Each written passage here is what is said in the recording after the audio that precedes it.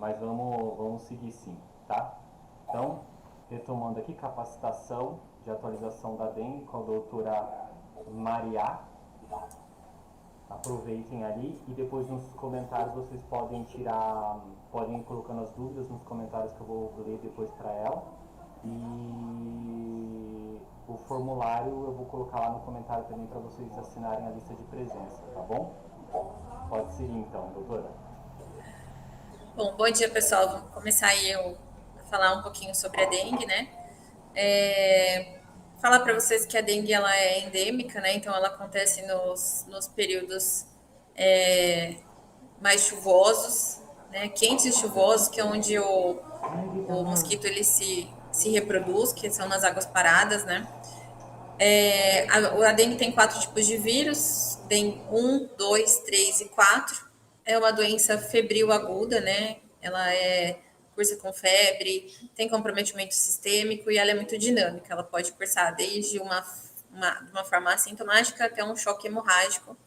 E geralmente ela tem 3 fases clínicas, né? A fase febril, a crítica e a de recuperação, sendo que a fase crítica ela não está presente em todos os pacientes. O mais importante da dengue é o reconhecimento dos sinais de alarme, né? Porque ele vai dividir, ele vai dar um alerta para a gente das pessoas, dos pacientes que vão cursar de uma forma tranquila e os pacientes que têm algum sinal de que essa dengue ela pode agravar, né? Então, por isso que é muito importante a gente reconhecer esses sinais de alarme e eles geralmente aparecem na fase crítica da dengue, que cursa também com a fase onde o paciente já está melhorando da febre. A fase febril ela tende a durar de 2 a 7 dias, né? É uma febre alta, de 39 a 40 graus. Cursa também com sinais muito inespecíficos, como dor de cabeça, dor no corpo, artralgia, dor retroorbitária. Pode estar associada a falta de apetite, náusea, vômito, diarreia. E aí o exantema, né, que eu deixei aí anotado, porque ele cursa só em 50% dos casos. Então a gente não pode descartar que seja dengue pela falta do exantema, porque na verdade ele não é muito frequente na dengue, né? E geralmente ele melhora com a melhora da curva térmica. A fase crítica, né, como eu falei, é onde surgem os sinais de alarme, né? Ela geralmente começa com o período que está melhorando a febre do paciente e é onde ela é capaz de evoluir para forma grave, né? Então a gente tem que ficar muito atento a essa parte, a esse período da dengue, que é de 3 a 7 dias, que é onde vão começar a surgir os sinais de alarme.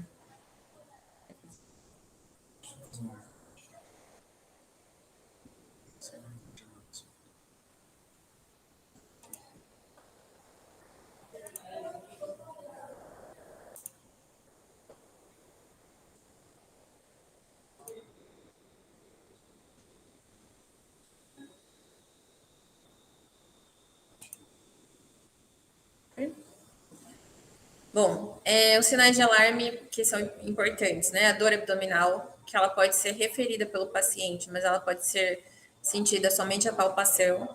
Por isso é muito importante a gente examinar a barriga, o abdômen de todos os pacientes que têm diagnóstico confirmado ou suspeito de dengue, né? Os vômitos persistentes, os acúmulos de líquido, e aí entram as ascites, derrame pleural, derrame pericárdico, hipotensão postural, a hepatomegalia, que a gente vai perceber também só na palpação, né, do abdômen, sangramento de mucosa, e por isso é tão importante a gente fazer a prova do laço, e a letargia e irritabilidade, que a gente vai acabar vendo mais nas crianças e nos idosos. A fase de recuperação, ela já acontece quando o paciente já está reabsorvendo esse conteúdo extravasado, né? Porque a dengue ela altera a permeabilidade vascular. O débito urinário começa a melhorar. Nessa fase pode acontecer bradicardia, mudanças de eletrocardiograma, e isso tudo é esperado, tá? Alguns pacientes eles podem ainda estar cursando com um racho cutâneo ou pode aparecer só na fase de recuperação. E a gente tem que ficar de olho nas infecções bacterianas que acabam aparecendo aí nessa fase de recuperação também, tá? Na criança, eu coloquei um slide sobre as crianças porque elas podem cursar de forma assintomática. A criança, ela não refere muito bem os sintomas, então ela pode cursar só com irritabilidade, com falta de apetite, e isso pode acabar gerando uma dificuldade de fazer diagnóstico, né? Principalmente nas menores de 2 anos. Algumas crianças já chegam no pronto atendimento com uma forma grave, né? Por conta dos sintomas serem muito inespecíficos e às vezes até muito simples, né? Só uma dor no corpo, uma febre. E no geral, as crianças, elas são. Os sinais de alarme também acontecem de forma súbita e é mais difícil de gente detectar esse quadro nas crianças, tá? Sobre a gestante, eu achei importante colocar que quando a gente está numa época de uma epidemia de dengue, e a gestante ela apresenta um sangramento na gravidez, a gente precisa descartar que seja dengue, independente dela ter sintomas de febre ou algum outro sintoma que faça uma suspeita, né, da dengue, tá? E ela sempre vai ser tratada como uma paciente grave, né? Então, toda vez que a gente pegar uma gestante com suspeita de dengue, a gente vai estadiar ela já como um grupo C. Eu coloquei aí os diagnósticos diferenciais, eles são muitos, né? Porque a dengue ela cursa com sintomas muito inespecíficos, né? Então, desde das síndromes febris, Covid, influenza, hepatite, chikungunya, zika, as exantemáticas, rubéola, sarampo, escarlatina, citomegalovírus, a Kawasaki, as hemorrágicas febris, antavirose, febre amarela, leptospirose, púrpuras, as síndromes dolorosas abdominais, né? Porque alguns pacientes cursam só com síndrome com dor abdominal, então apendicite, obstrução intestinal, abdômen agudo, pneumonia, as síndromes de choque e as síndromes meníngeas, né? Então a gente vê que tudo é diagnóstico diferencial para um quadro de dengue ou dengue grave. Aí eu coloquei uma tabela que tem no manual do Ministério da Saúde, né? E eu só assinalei assim o que é mais frequente em cada doença para a gente ter um norte, né? Então na dengue a mialgia é mais frequente, a leucopenia e a trombocitopenia. Não é que ela não exista nas outras doenças, tá? Não é que ela não exista na zika e na chikungunya. É que ela é mais frequente na dengue. Mas a gente também pode ter dengue sem leucopenia e sem trombocitopenia. Na zika, a conjuntivite é muito marcada, né? Então, os pacientes eles cursam aí com quadro de conjuntivite associada e ela tem mais acometimento neurológico. E na chikungunya, né, que a gente já sabe, né, que é uma das formas de diferenciar, a artralgia, né, ela é mais frequente e mais intensa. Quando a gente não sabe diferenciar, eu tô com um paciente que pode ser zika, pode ser chikungunya, pode ser dengue. A gente tem que tratar como se fosse dengue, tá? Então tem que hidratar como se fosse dengue e orientar como se fosse dengue. Por quê? Porque a dengue, ela tem um potencial muito mais alto de fazer esse paciente evoluir a óbito do que as outras doenças. Então, quando a gente vai suspeitar de um quadro de dengue, o paciente vai chegar lá reclamando de febre. Essa febre ela pode ser referida ou aferida, então o paciente pode chegar só falando que tem febre, ou a gente pode ver que ele está com febre no momento do exame físico. Os sinais de alarme, né, que a gente precisa ter sempre em mente, né, a dor abdominal, os derrames, os vômitos, os sangramentos, as alterações gastrointestinais, então diarreia, náusea, vômito, as alterações do estado de consciência, principalmente na criança e no idoso, irritabilidade, confusão mental, a diminuição da diurese e os antecedentes, né? Assim, o paciente está num lugar que está cheio de casos de dengue. A gente sabe que a dengue não passa de uma pessoa para outra, mas provavelmente ele está num lugar que tem um criadouro, ele está num lugar que o mosquito está circulando, então isso faz a gente pensar que ele tem um antecedente aí epidemiológico para dengue.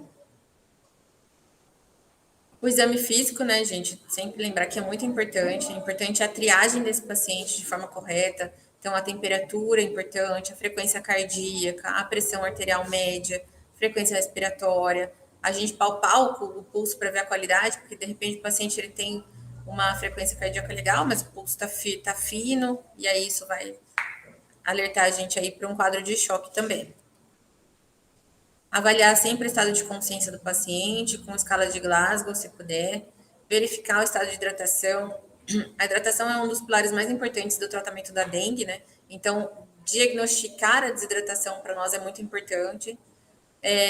Investigar a presença de sangramento na pele, taquipneia, respiração de Kussmaul, a dor abdominal, a hepatomegalia, né? Os exantemas, petequias e as manifestações hemorrágicas aí, fazendo a prova do laço. Esse slide que eu peguei ele exatamente como estava no manual do Ministério, porque eu achei ele interessante, para a gente orientar o nosso diagnóstico, né? Então, nós chegamos com o paciente chegou lá na triagem.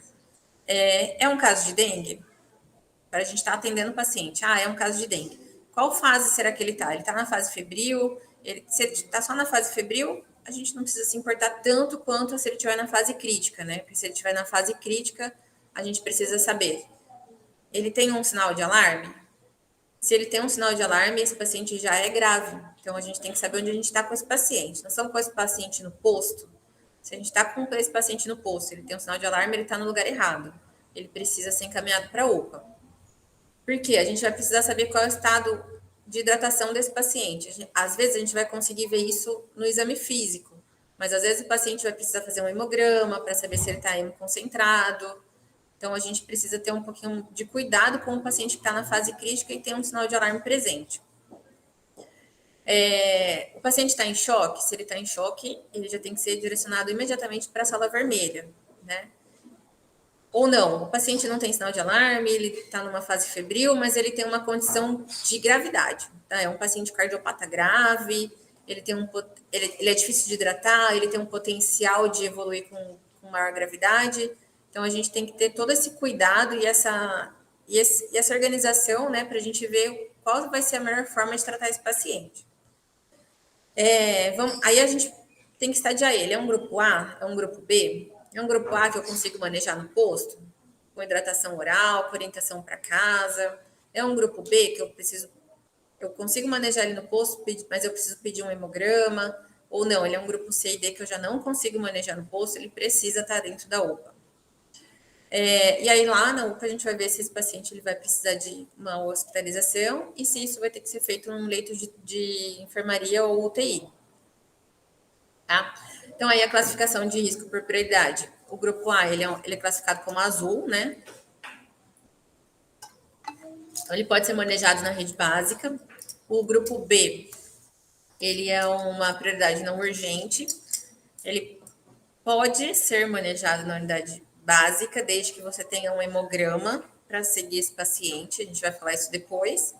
E o grupo C e D, eles já são urgência e emergência, então eles precisam ter um atendimento rápido e o vermelho imediato, tá? O grupo A é um caso suspeito de dengue, ou confirmado, né? Que não tem sinais de alarme, não tem comorbidades, não tem grupo de risco, não tem condições clínicas especiais. Ou seja, não é gestante, é um paciente jovem que não tem nenhuma doença e que está aí com uma febre, um mal-estar. Esse paciente, o que a gente deveria fazer, né? O correto seria a gente pedir um hemograma para esse paciente, mas não pensando que a gente vai precisar ver se ele está hemoconcentrado ou não. Pensando que ele pode piorar. E se ele piorar, a gente vai ter um hemograma para fazer uma comparação, tá? Mas é um paciente que a gente não é obrigado a pedir um hemograma, tá?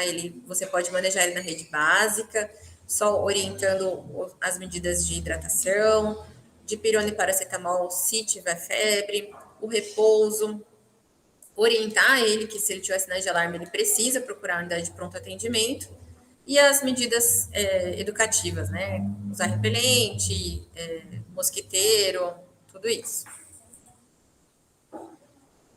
Como que é feita a hidratação na dengue, né? É uma hidratação volumosa, então às vezes é muito difícil do paciente se adequar a isso, né? A hidratação ela tem que ser feita com 60 ml por quilo de peso por dia. Então, dessa medida, se o paciente pesa 60 quilos, então ele tem que tomar 3.600 ml de líquido por dia.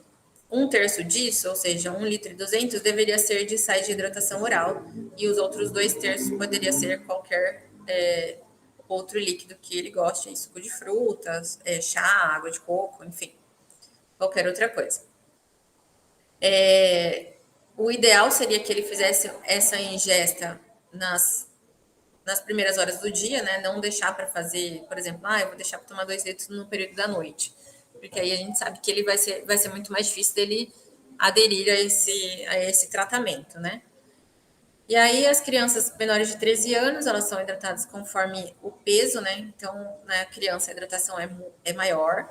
Então, até 10 quilos tem que ser 130 ml por quilo de peso por dia. De 10 a 20 quilos, 100 ml por quilo por dia. E acima de 20 quilos, seriam 80 ml por quilo por dia. Então, os adultos, né? A gente acaba considerando os maiores de 13 anos, que aí seriam 60, né? Então, é 130 até 10 quilos, 100 até 20 quilos, acima de 20 quilos, 80, e os maiores de 13 anos, 60 ml por quilo por dia. Grupo B. O grupo B é um paciente que é um caso suspeito ou confirmado de dengue, né? Ele ainda não tem sinais de alarme, mas ele tem um sangramento espontâneo de pele ou induzido pela prova do laço, tá?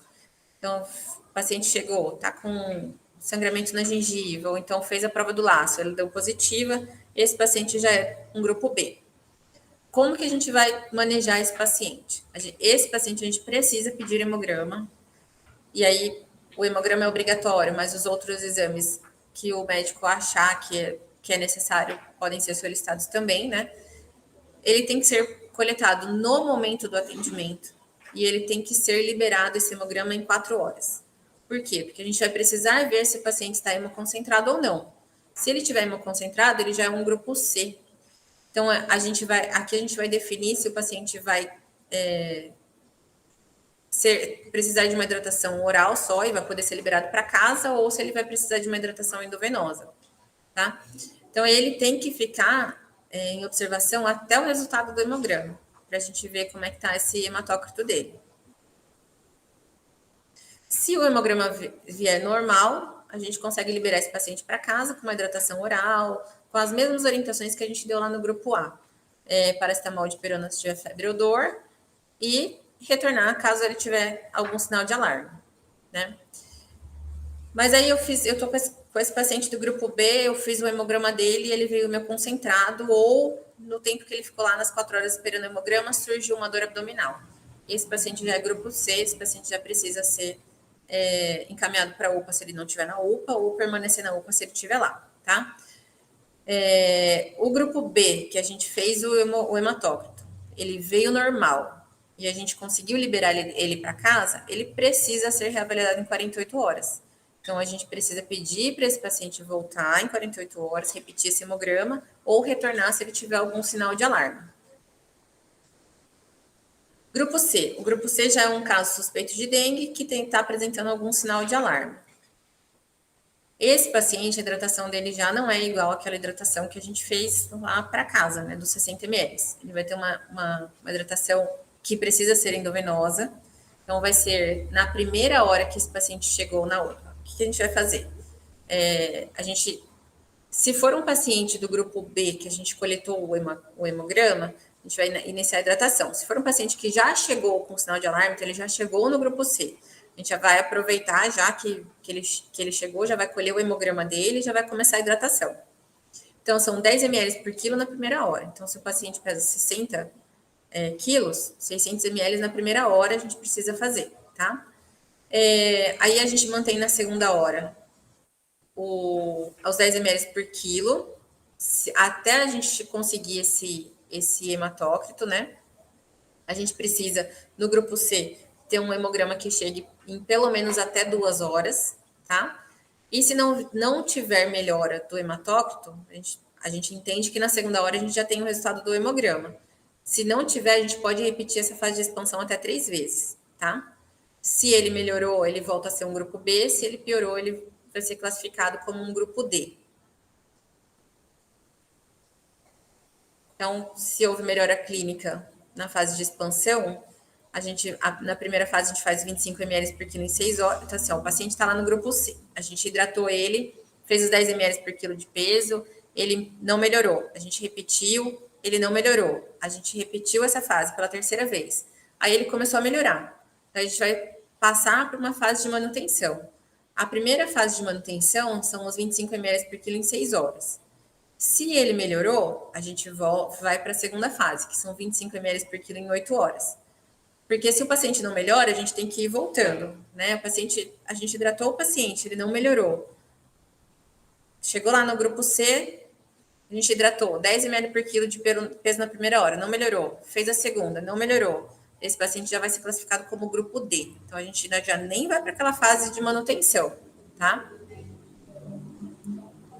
Aí, no grupo C, a gente pediu já o hemograma, tem que pedir a albumina sérica e transaminase, para a gente ver como é que tá essa função hepática do paciente. E aí, recomendados. Radiografia de tórax, ela preferencialmente PA, perfil e laurel, para a gente ver se não tem nenhum derrame pleural. E a ultrassom de abdômen também, para os grupos C, para a gente descartar aí que tenha algum derrame aí na cavidade abdominal, tá? Aí outros exames, eles podem ser solicitados conforme a necessidade, né? E esse é um paciente que ele precisa ser reavaliado e reclassificado de hora em hora, para a gente ver se ele melhora ou se ele piora, para a gente ir orientando a conduta. Se não tiver melhora clínica laboratorial, quando a gente começa a conduzir o caso C, como eu disse lá atrás, né, ele já é classificado como grupo D.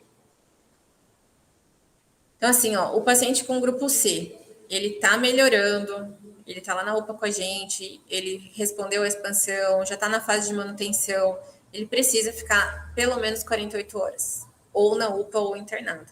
Então, é um paciente que, quando a gente chega num paciente no grupo C, ele é um paciente que a gente já deve pedir vaga de internação, tá? Grupo D, um caso suspeito de dengue, com sinais de choque, ou sangramento, ou disfunção grave de órgãos, né? Esse é o paciente mais grave, ele é o mais difícil de manejar.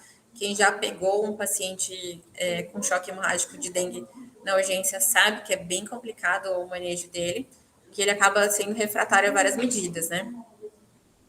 Importante a gente reconhecer o que são sinais de choque, né? Então, ataque cardíaco, as extremidades frias, pulso fraco, o tempo de enchimento capilar maior que 3 segundos, a pressão arterial convergente, taquipneia, a oligúria, né? Então, o paciente do grupo D, é importante a gente fazer um balanço hídrico rigoroso, fazer um controle de diurese dele, cianose. A reposição volêmica do grupo D, ela é mais importante ainda do que os outros grupos, né? Então, é mais volumosa. O que nós vamos fazer com um paciente que chega em choque? 20 ml por quilo em 20 minutos. Então, uma hidratação rápida, precisa de um acesso bom. A gente também pode repetir essa hidratação por 3 vezes. A gente espera que esse paciente melhore e volte a ser um grupo C, mas ele pode não responder essas medidas e continuar sendo um grupo D grave e refratário às medidas iniciais, tá? A reavaliação clínica lá do grupo C era de hora em hora. A reavaliação do grupo D e reclassificação dele é de 15 a 30 minutos. E a gente precisa pedir hemograma para esse paciente a cada 2 horas, para ver se ele tem resposta de laboratorial, melhora de hematócrito, né? Então, o grupo D, a gente hidratou lá 20 ml por quilo em 20 minutos, repetiu até 3 vezes, o paciente melhorou, ele volta lá para o grupo C e a gente vai voltar lá para a fase de manutenção, que eram os 25 ml por quilo nas primeiras 4 horas, depois 25 nas próximas 8 horas.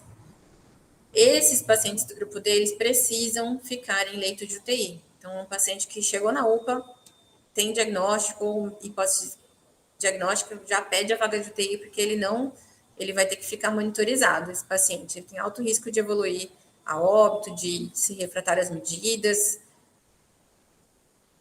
Então, os exames que a gente precisa obrigatoriamente pedir. Hemograma, albumina e transaminase. Então, isso é obrigatório, a gente precisa pedir para os grupos C e D, e os outros exames a gente vai pedindo aí conforme a necessidade clínica do paciente, tá?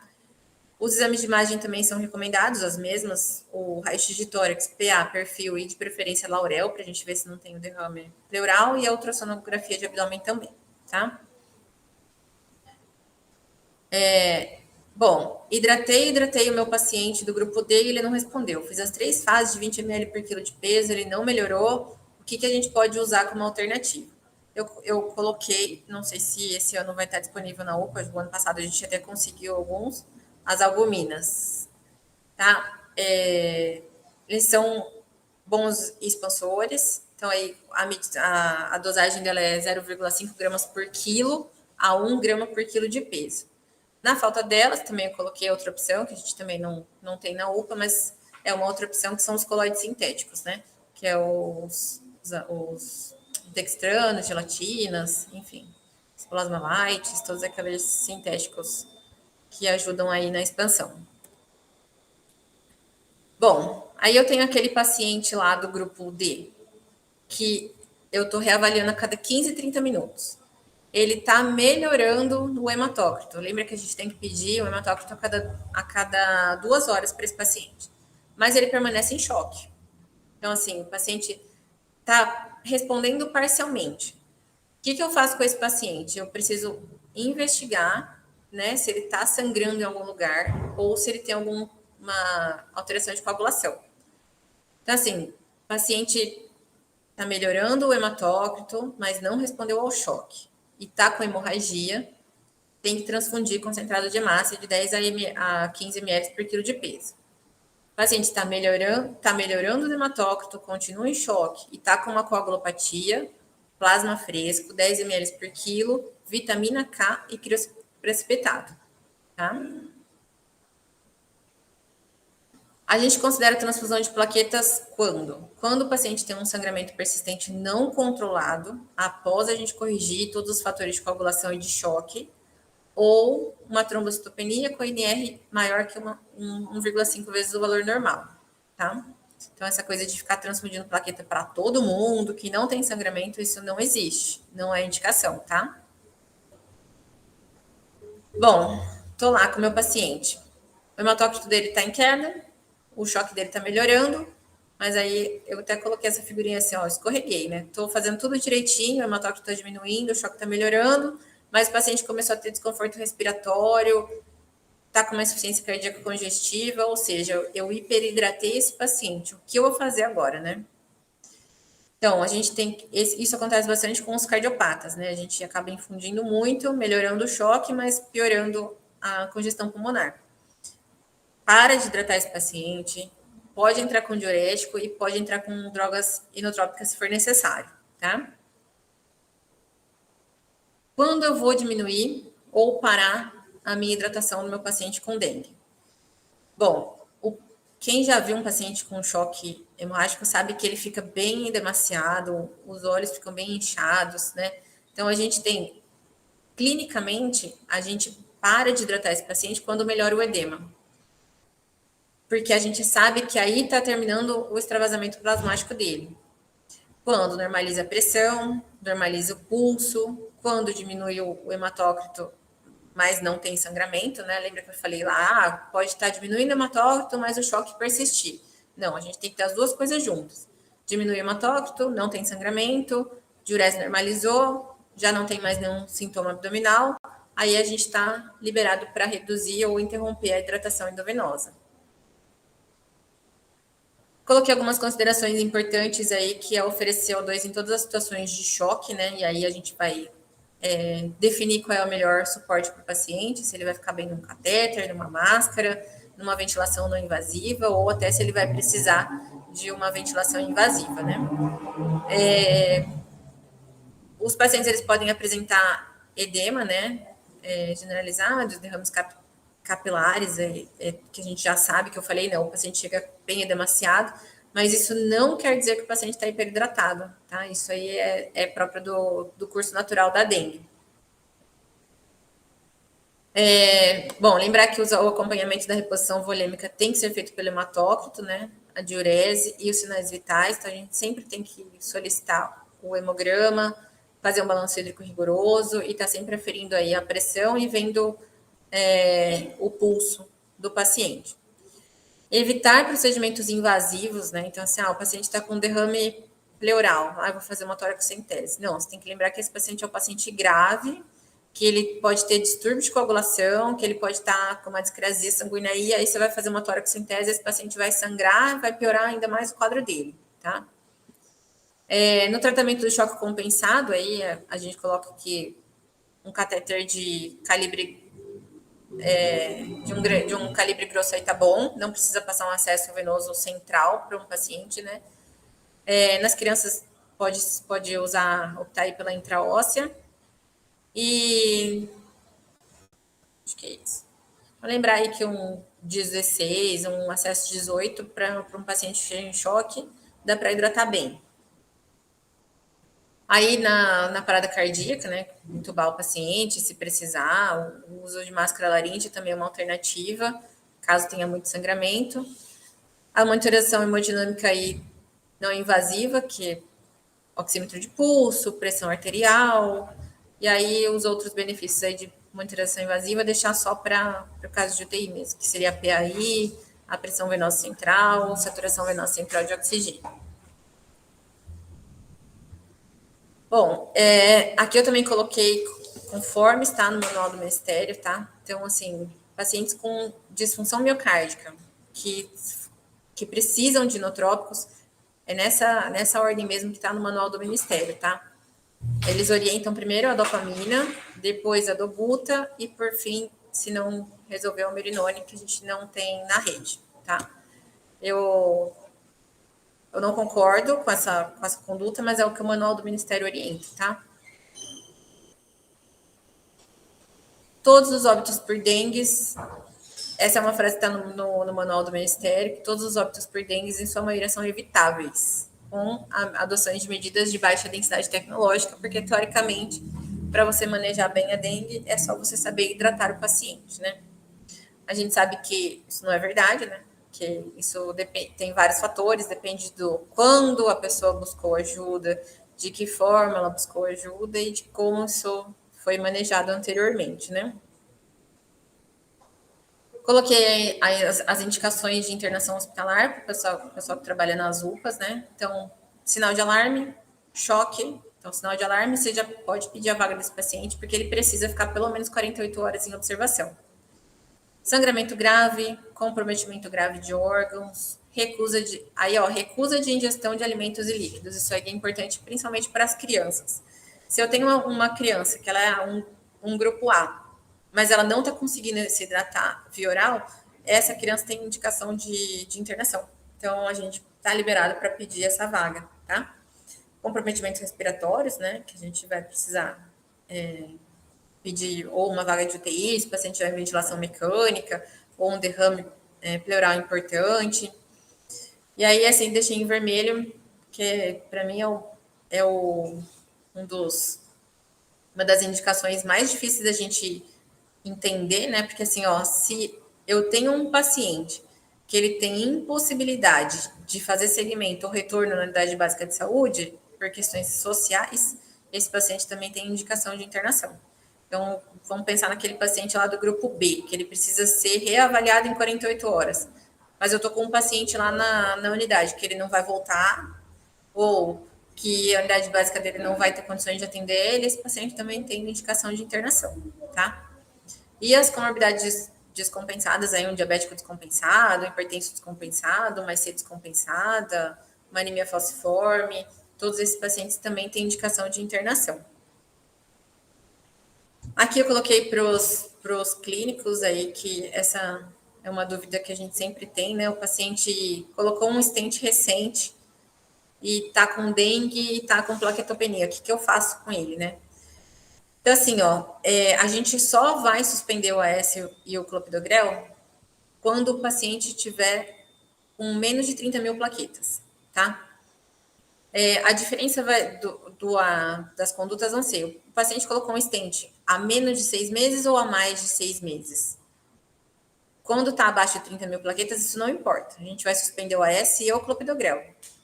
Agora, se ele colocou um stent com menos de 6 meses e está entre 30 e 50 mil, eu vou manter o AS clopidogrel. Eu só vou suspender o clopidogrel se ele já colocou esse stent há mais de 6 meses, tá? E aí, quando tiver acima de 50 mil, eu mantenho também o AS clopidogrel no menor de 6 meses e mantenho também o AS e suspendo o clopidogrel no paciente que está com stent há mais de 6 meses, tá? E os anticoagulantes? Bom, quem usa anticoagulante, então quem usa os novos anticoagulantes orais, rivaroxabana, pixabana, todos esses pacientes que têm plaquetas abaixo de 50 mil, eles têm critério de internação. Então, assim, eu tô com um paciente que usa rivaroxabana e chegou com dengue e está com 50 mil de plaqueta. Precisa internar, porque a gente não tem antídoto no Brasil para essas medicações, e ele vai ter que fazer a substituição por uma heparina fracionada, tá? E isso tem que ser feito em ambiente hospitalar. O paciente usa warfarina. Ele está lá com uma plaqueta acima de 50 mil, ele tem um controle ambulatorial ok, ele vai ter que fazer controle de plaqueta diária, mas ele pode continuar tomando a warfarina. O paciente está entre 30 e 50 mil, então está lá com 36 mil de plaqueta. A gente vai ter que internar esse paciente para suspender a warfarina e trocar para uma heparina fracionada também. E o mesmo acontece abaixo de 30 mil. Então, assim, abaixo de 50 mil, o paciente usa warfarina ou usa os novos anticoagulantes orais, a gente vai pedir internação para esse paciente para substituir essa anticoagulação para heparina até melhorar a plaquetopenia. Então, eu já fiz essa aula 3 vezes e as 3 vezes eu orientei cada vez uma forma diferente da solicitação de exames. Mas a gente, dia 27/3, teve uma nova mudança do fluxo de solicitação de exames, que ficou definido que aqui no município a gente vai pedir para os grupos A, B e C, do primeiro ao 5º dia de sintomas, o teste rápido positivo, o NS1, né? Se tem mais de 6 dias, a gente vai fazer IgM. Com exceção de menores de 2 anos, tá? Então, pode ser um menor de 2 anos do grupo A, pode ser do grupo B, do grupo C, não importa. Os menores de 2 anos, a gente vai coletar do primeiro ao 5º dia de sintomas o IgM e o PCR, tá? O PCR vai para o GAL, a enfermagem vai ter que colocar lá no sistema e esse frasco vai ser encaminhado para o Adolfo Lutz. Grupo D, óbito, gestante e recém-nascido, independente do dia de sintomas, também vai fazer coleta de IgM e PCR, tá? Então, menores de 2 anos, do primeiro ao 5º dias, PCR. Grupo D, óbito, gestante, RN, independente do dia de sintomas, PCR, tá? Então, aí, só falar que mais assim para o pessoal da enfermagem, né? Os exames, eles vão ser encaminhados para o IAL, então eles não podem ser coletados nas sextas-feiras, né? Nos outros dias, a coleta normal. A atenção primária e referência. Então, a amostra deve ser encaminhada para o CDA até em 6 horas, ou imediatamente, né? E na urgência, a amostra deve ser encaminhada para o CDA também, e aí acionar o motorista, né, que é responsável. Quando que a gente vai coletar nas sextas-feiras? Só óbito, tá? Óbito tem que ser notificação imediata e a coleta do exame independente do dia. Eu acho que era isso.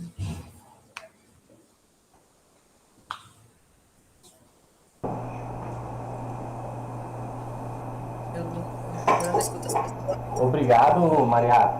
Foi excelente aqui a sua apresentação, muito esclarecedora, né? Como você mesmo apontou, você já fez essa apresentação, mostrou esse fluxo de tratamento diversas vezes e cada vez tem alguma alteração dependendo da orientação do Ministério e das condições dos fluxos que tem no município. Pessoal, eu vou pedir para vocês, tivemos mais de 50 pessoas online ao mesmo tempo e a lista de presença ainda está com 29. Então, por gentileza, não esqueçam de assinar a lista, não esqueçam de preencher, clicar no link lá da lista de presença para a gente anotar ali a presença de vocês e gerar o certificado depois. Né? A gente está aqui em parceria do BGTS. Maria, o pessoal não mandou pergunta aqui nos comentários, então acho que foi bem esclarecedor. Você quer fazer mais algum comentário em relação à situação relação à situação do município, da dengue, alguma orientação que você quer dar mais para os colegas? Não, A dengue está pegando muito no município de Bauru, está muito forte nas outras regiões. Você tem esse panorama, essa visão? não tenho, Renan. Na verdade, não tenho, mas eu acredito que esteja controlado, né? Tá certo. Então, pessoal, é importante, né? Foi um piloto que a gente fez. Não sei se a Secretaria de Saúde, do tempo que eu estou aqui, nunca fez algo parecido. Então, é um piloto. Agradeço a Maria. Espero que você tenha mais assuntos que você queira compartilhar com os colegas. E aí a gente vai repetir vários outros assuntos, ou retomar bem em outro momento também, que vão ser informações diferentes. A gente aqui da informática fica muito feliz em contribuir com a capacitação do pessoal da rede, né, das orientações, e agradeço em nome do DGTS, em nome do DU, por a sua colocação. Obrigada, Renan. Obrigada, pessoal, aí por terem disponibilizado essa horinha aí para ficar revisando, né, esse tema tão importante. E é isso, estou à disposição se precisarem. Também tive que estudar, né, para fazer a apresentação, né? Sim, Sou uma expert em dengue, mas estou aí à disposição se precisarem. E se algum outro profissional também de outro departamento quiser trazer às vezes o pessoal gosta de compartilhar informações por causa do currículo, Lattes, por causa de alguma pesquisa que está fazendo. Se alguém quiser também, aceitamos sugestões de mais treinamentos, de mais apresentações ali. Agradecemos, ó, o pessoal Maria Eugênia Guerra disse obrigado, Caroline Aires, ótima apresentação, Renata Colasso, obrigado, foi excelente, a Tainara Santos, muito bom, obrigada, Guilherme Pinheiro, obrigado Maria, a Carmen Arroio, muito obrigada, o Alan Santos, thanks, Antônia Sampaio Ribeiro, obrigado, Tatiane Ribeiro Lemes, obrigado, apresentação, ótima apresentação, obrigado, William, obrigado, todo mundo te agradecendo. Vai sair ali com um monte de gratificação. Obrigado, Maria. Obrigada, Renan. Tchau, tchau. Vou encerrar aqui. Tchau.